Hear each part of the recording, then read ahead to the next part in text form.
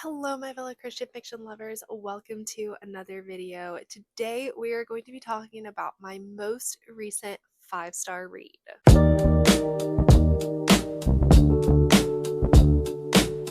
Okay, so if you caught a recent reading vlog, I believe it was the reading vlog where I was like, I'm reading Christian fiction until I find 5 stars. I had very poor hopes for that video just because I am incredibly picky with 5 stars and I really didn't expect to find one. But I went to the library to pick up a book that I had put on hold. And while I was just kind of wandering through the shelves, I was like, you know what? I've heard a lot about this book. So I'm going to see if they have it at my branch. And they did. And so I decided to get it and I read it in that video. And I so thoroughly enjoyed it, it became my most recent 5-star read. So, today we're going to be talking about The Extraordinary Deaths of Mrs. Kip by Sarah Brunsvold. Now, this book, I've heard mixed reviews for it. I've heard mostly like 4 and 5 star reviews, but I have definitely heard some people say they didn't like it because it was really heavy, and I do definitely want to be sensitive to that fact and not gloss over that it is a very heavy book. It kind of punches you in the gut from the very beginning. If a person has to put this book down because it is too heavy, that's completely understandable. I do I don't know, I just have like a thicker skin and a little bit of a like tougher palate when it comes to reading what can be considered very triggering things. I don't really know where I developed that. I just kind of have it.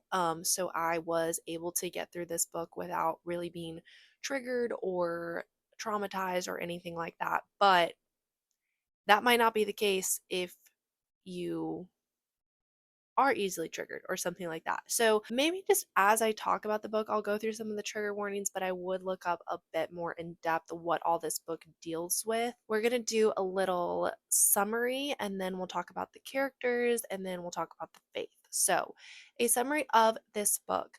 We are following two main characters, the first of which is Mrs. Clara Kip, and she is in her 70s or 80s.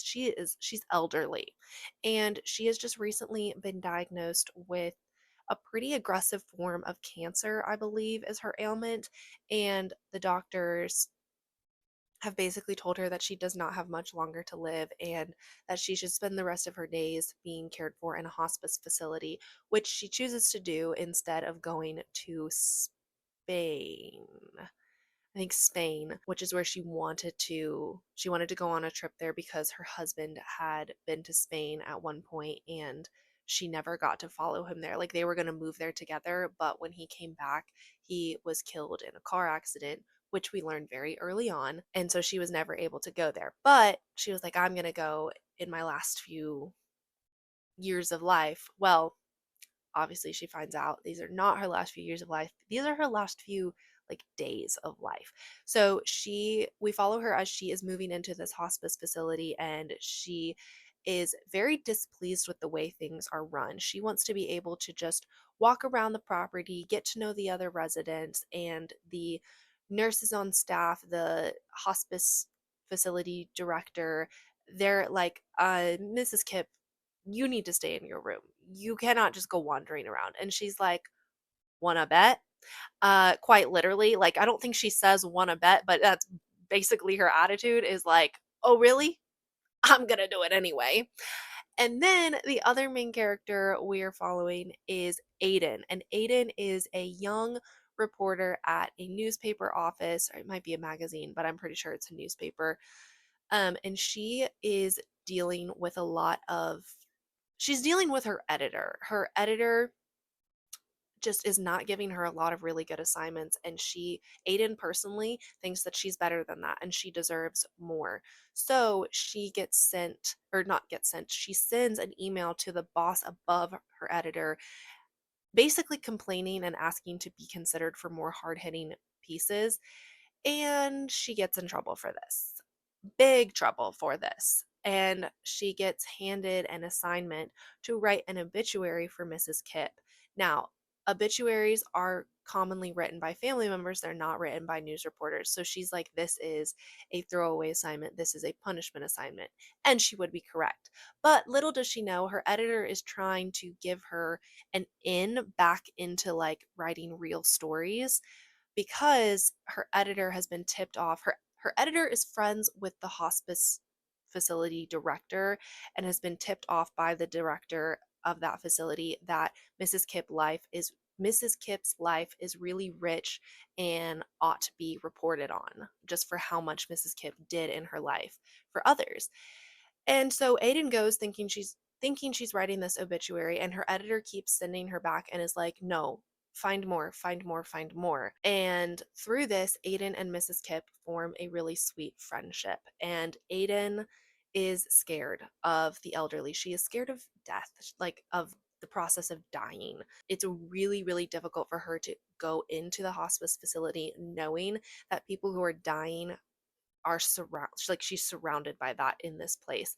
And I have to be completely honest, as a fellow young woman in her 20s, I'm right there with her. Like, I completely related to that. I've recently had a family member who's been in the hospital, and like obviously I've gone and visited them, but it's not a fun place to be. So when she was talking about it, like Aiden was talking about it, I was like, yeah, girl, I'm right there with you. But it's not a fun experience. So that is basically the gist of the story. It's just a story of their friendship together, of Aiden writing this story and trying to get back in the good graces of her editor, but then also being inspired as she learns more about Mrs. Kip, being inspired by her and by her faith. Aiden goes from just being a very like lukewarm Christian to witnessing and learning about the deep, deep faith of Mrs. Kip and how she lived out that faith.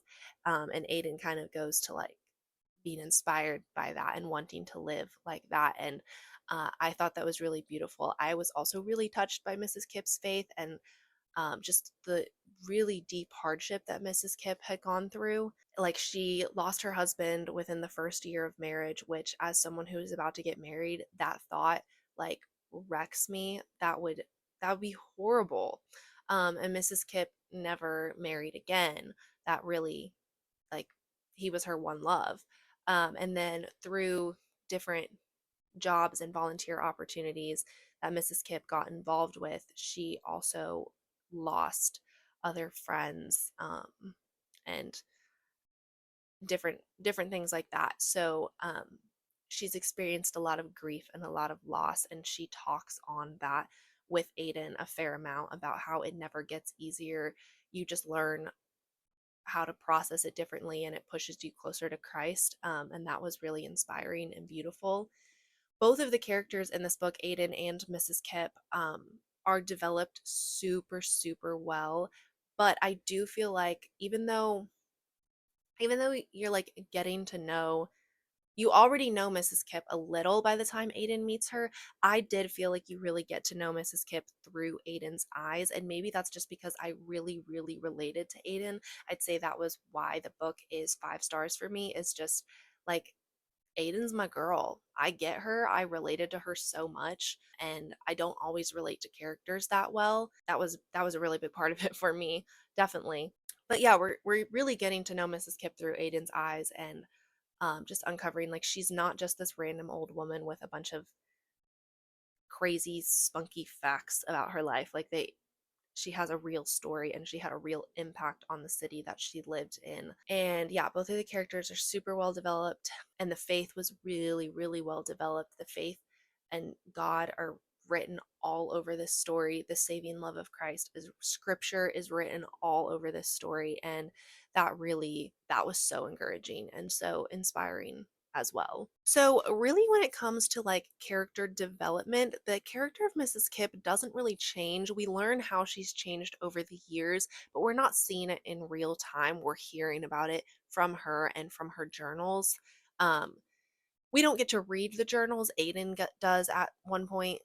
That's a little spoiler, but we kind of know that she's going to get them in the end. But Aiden's development makes up for it entirely. Like, Aiden starts interviewing Mrs. Kip on, like, let's say a Monday, and maybe a week and a half later, the story, like the book, wraps up, and Aiden is a completely different person. It's changed the way she interacts with people, like her coworkers.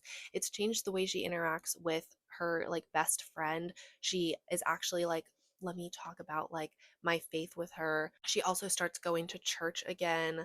Uh, and Aiden is a Christian from the beginning, but like I said, a lukewarm Christian.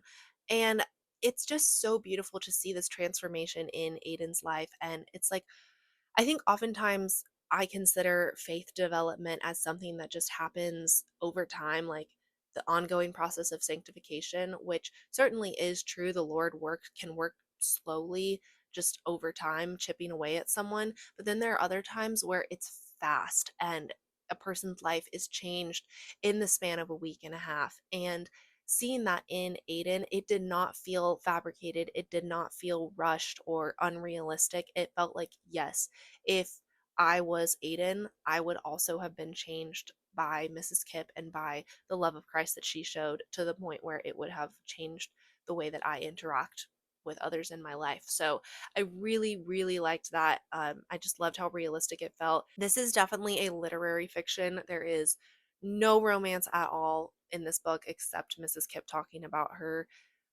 late husband, which that's not really a lot at all. And so it was a nice breath of fresh air because most of the books I've been reading recently have had a touch of romance in them, or more than a touch, which is not a problem at all. I like, I love reading about love. It's so sweet. But it was nice to read a book that didn't deal with that, and it was just really focused on the lives of the characters and like their hearts for the Lord. So beautiful. 10 out of 10, 5 stars out of 5 stars. I This is my library's copy. I need to return it. I will be buying a copy for my own shelves, just because this is a book that I definitely want to reread in the future, and a book that if someone were to ask to borrow one, I'd be like, take it. Take Mrs. Kip. Take her and learn from her because she's amazing. And I think that's what all of y'all should go do, is if you haven't read The Extraordinary Deaths of Mrs. Kip, go get it out from your library, go buy it, go do whatever you need to do to read it, and then come back and tell me what you think about it. And if you don't love it as much as me, that's okay. We can still be friends. But I really hope you do love it as much as me. And if you have read it, let's chat about it in the comments. Let's talk about it. Just no spoilers, of course. But yeah, love that I found a new 5 star, and definitely want to check out other things that Sarah Brunsvold has written, because I think this one was a genius. All right, thank y'all so much for watching this video. If you liked it, don't forget to give it a like. And if you want to see more content like this, go ahead and subscribe, and I will see you in a video very soon. Bye!